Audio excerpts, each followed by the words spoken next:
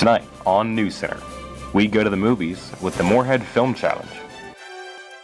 We snapped a few pics with puppies and Polaroids. Take a look at the slumping by Lakiji Rock. And we speak with the new SGA president. All this and more tonight on NewsCenter.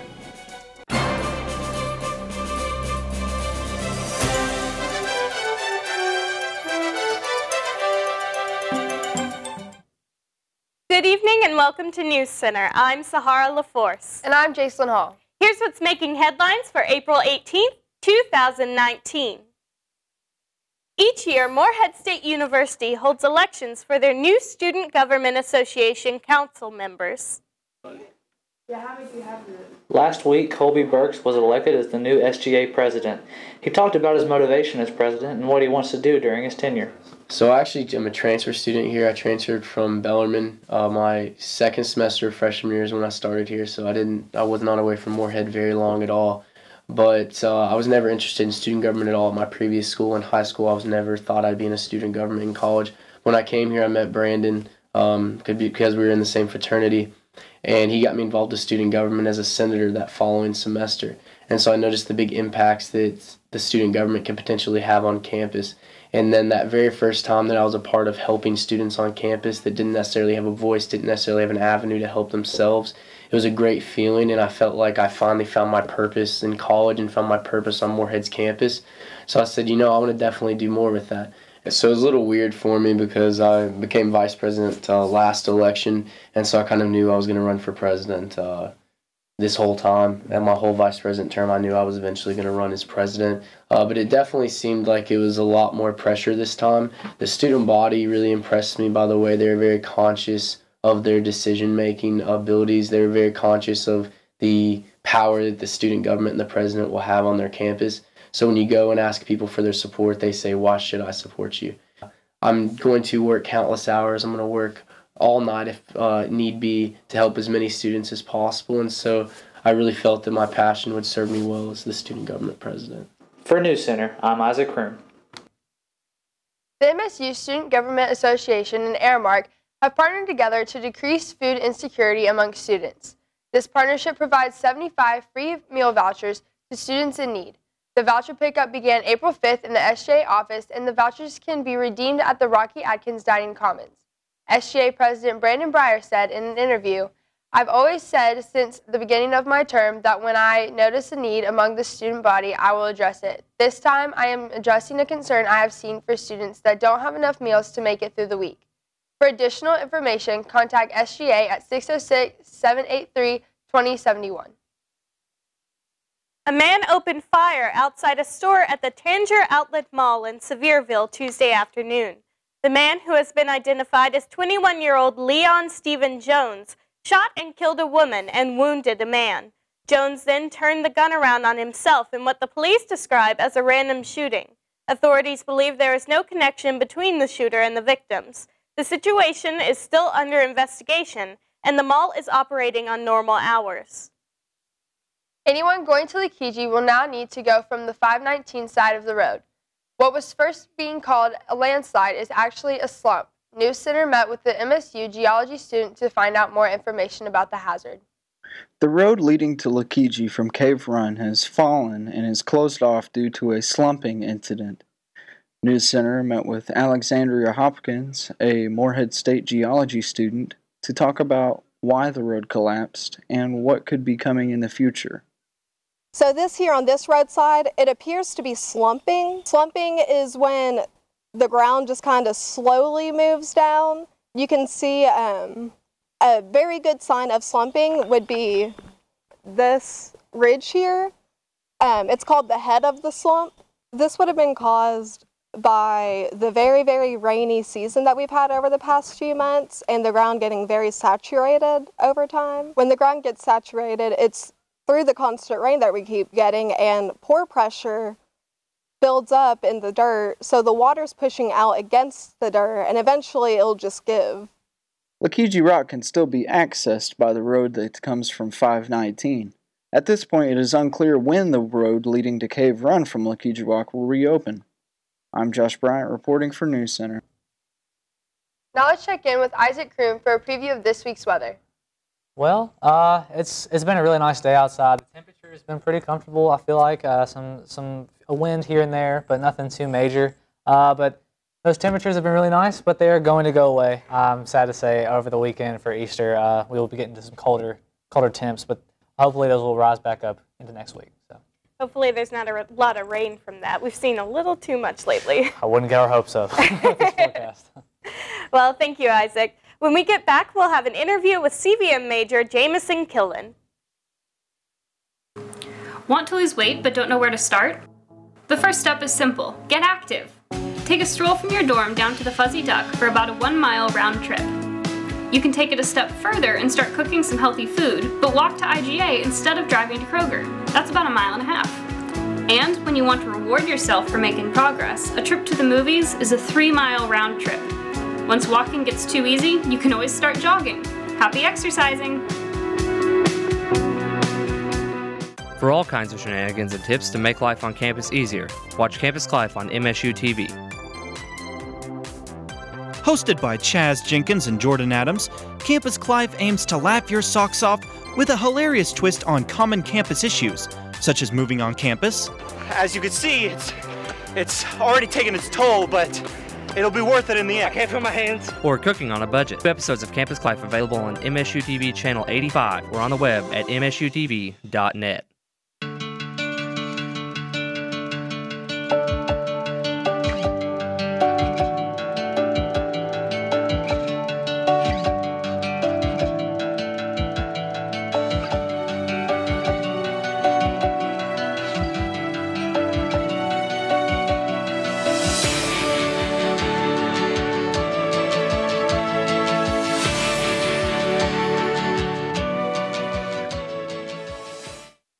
Come check out Morehead State Public Radio, conveniently located in Breckenridge Hall. Here at MSPR, students can work in a real newsroom environment and learn real-world skills that will help them in the work world.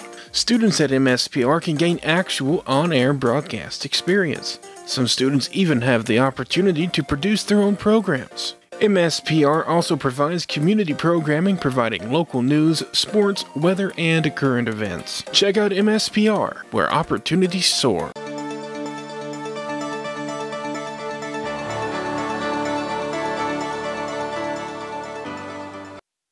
With Jamison Killen.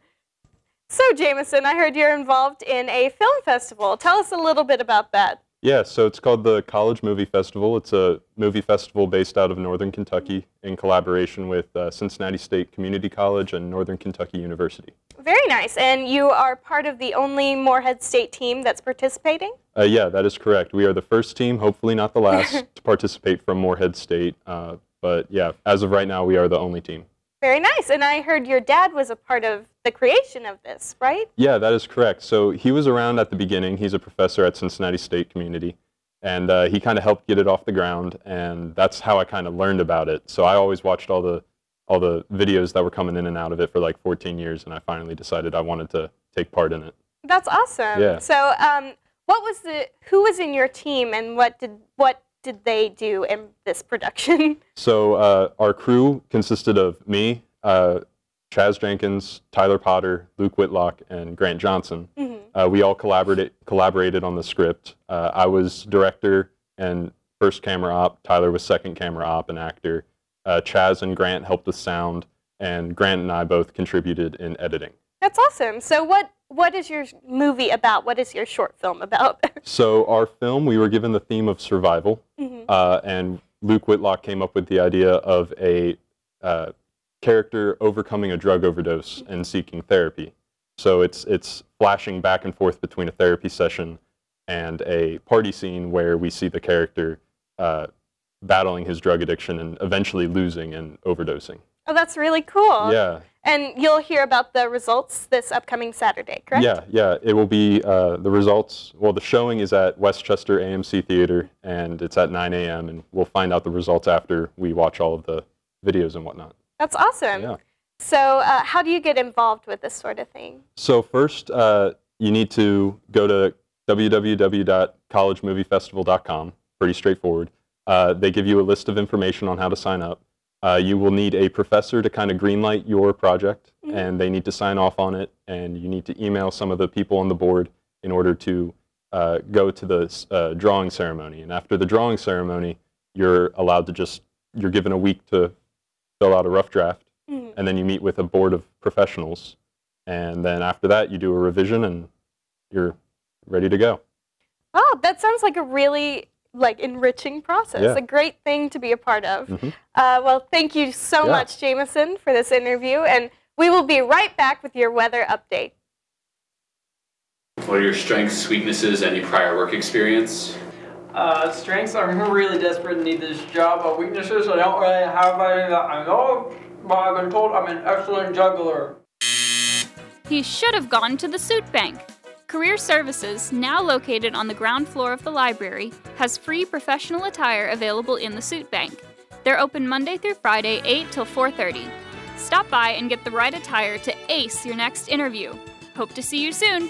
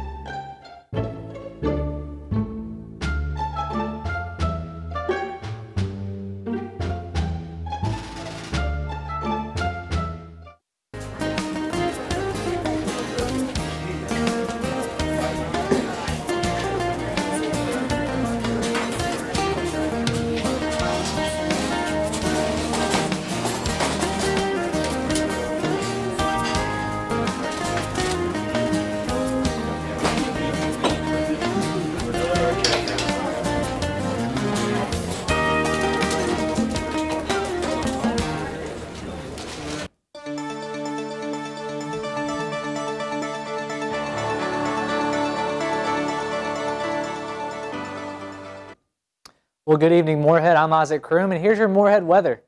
So let's look at the current conditions right now. It is 81 degrees outside, and it's partly cloudy, so it's a pretty good day to be outside and doing whatever you want to do. Playing Frisbee, maybe just mowing the yard, whatever it may be. Maybe a little too early for that, but we'll see. Humidity outside is 38%, so it's not too uncomfortable, really. Typical Kentucky day with winds at 13 miles per hour. So again, just nothing too uncomfortable. Definitely a great day to be outside. Let's look at the temperature map across the state. If you look at Paducah, it's 65 degrees, so a almost 20-degree drop-off from where Moorhead's sitting at right now. And that's because a cold front is moving in from the west towards the east, which will bring us some showers and storms. We'll get to that a little bit later. Bowling Green sitting at 74, Louisville sitting at 72, Frankfort 76, Lexington and London at 77, and then Moorhead and Ashland at 81. So for the most part across the state, dry conditions with some warmer temperatures. So let's go into tonight's forecast. Showers will be occurring, as we talked about before. That cold front will be moving in. And so there is a 40% chance of precipitation. That will increase as we go into the morning hours. So make sure that when you're going out for your commute that you pack that rain gear and be safe driving wherever you go.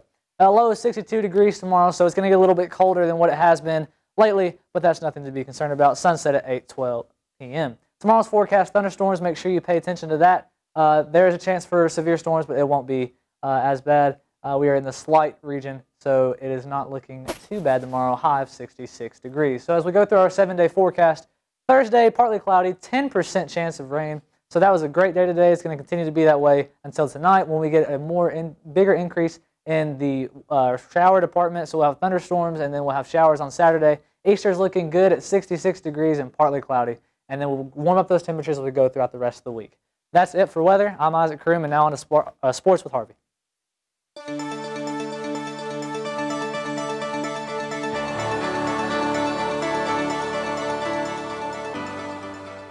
It's that time of year again for the NBA playoffs to take place.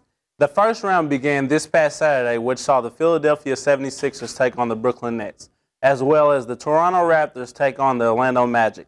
The 76ers got off to a rough start, losing the first game, but bounced back to win the second game, tying the best-of-7 series at 1-1.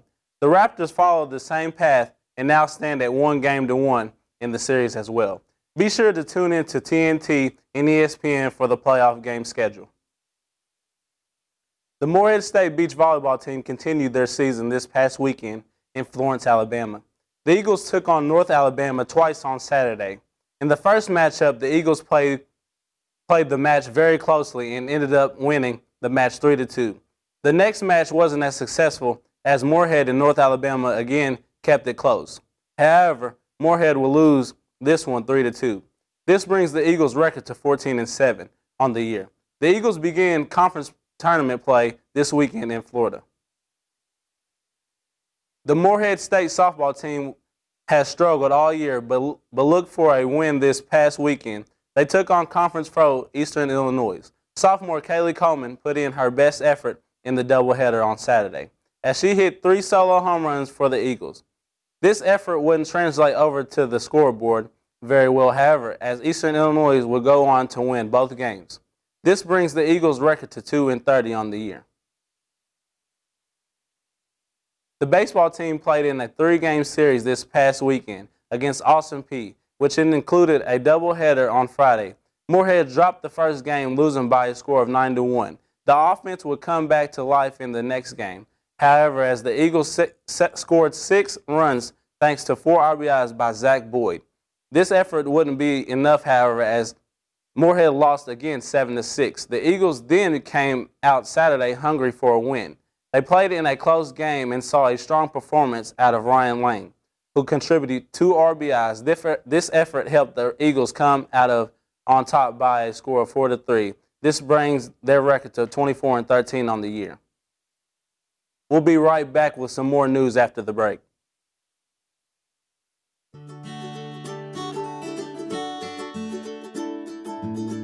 We don't care where you are from. We support you. We need you. We love you. In Morehead State University, we major in diversity. We need you. We love you. Are you interested in becoming a service dog sitter or handler? 4 Paws for Ability at MSU allows members to get involved with the Service Dog Association. During your membership, you could help future service dogs get used to a public setting and get accustomed to staying on the clock in a home environment. For more information, follow MSU 4 Paws or email msusda@outlook.com.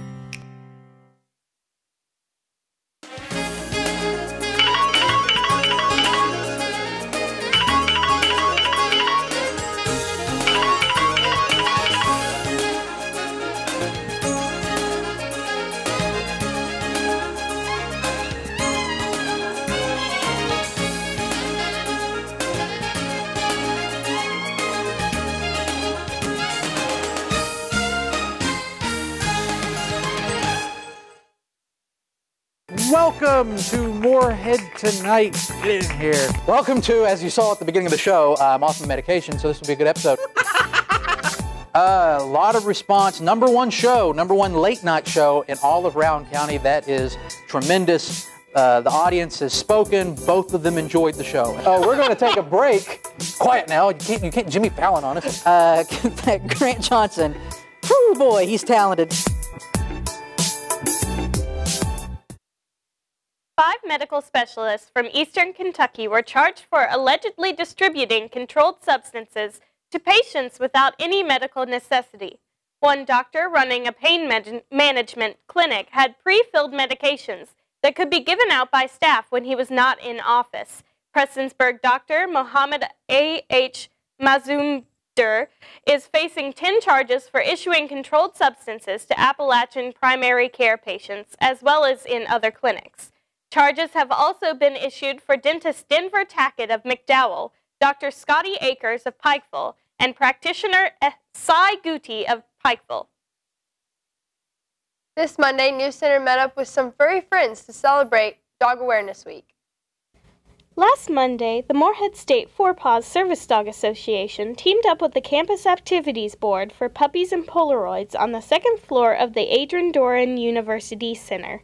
Okay, so Puppies and Polaroids is an idea that I have. My name's Cameron Faudrey, first off, and I'm a part of the Campus Activities Board. I'm the educational programmer for the board, and I knew Four Paws was having an awareness week for their organization just to kind of talk about service dogs and bring awareness to those on campus. So I reached out to Megan, the president of Four Paws, and we just kind of collaborated with this event. People can come up, take pictures with our photo booth here, and they can tag MSU Four Paws and cab_MSU, and they're entered to win a Polaroid camera. So cab provided all these materials for the event, and we also have little doggy bows. They're for on the go, and we're giving those away to students today here as well. Megan Roman, the president of SDA, told us a little more about Four Paws and ways people can get involved with the association in the upcoming days. So MSU Four Paws works with Four Paws for Ability out of Xenia, Ohio, and we train service dogs on campus. So we work with them in socialization, basic obedience, things like that. So this week is Service Dog Awareness Week, so we have events all throughout the week at the Bell Tower and in ADUC, so feel free to stop by any one of those. Thursday night we have off-leash night at the tennis courts at 6 p.m., and then we post all of our events on Instagram at MSU4Paws. Flames swept through the Notre Dame Cathedral in Paris on Monday, destroying much of the wooden roofing and collapsing the structure's iconic spire. Firefighters managed to put out the fire after about 12 hours with minimal injuries and no casualties. The Paris Fire Brigade claims that the fire was potentially linked to a recent renovation project involving the spire, ruling out suspicions that the fire was started intentionally. Due to the renovations, many of the rare artifacts usually housed in the cathedral were already removed when the fire started and are currently safe. According to Paris Mayor Anne Hidalgo, other items such as the crown of thorns were saved through chains of firefighters running into the building to try and recover major artifacts. Despite the fire, much of the building still stands, and donations for its renovation have been pouring in. At the same time the Notre Dame Cathedral was burning on Monday, the Al-Aqsa Mosque in Jerusalem, the third holiest Islamic site, also went up in flames. Palestinian news agency WAFA states that the fire broke out in the guard's room outside the roof of the Marwani prayer room, and that the matter was handled successfully. The fire was contained in the prayer room, which was thought to be built by the King Herod, a king who ruled over 2,000 years ago. Despite endangering such an ancient part of the building, the fire was put on with minimal damage. The Office of Palestinian President Mahmoud Abbas has reached out to Paris in solidarity over the two incidents. After the break, we'll be right back with more news.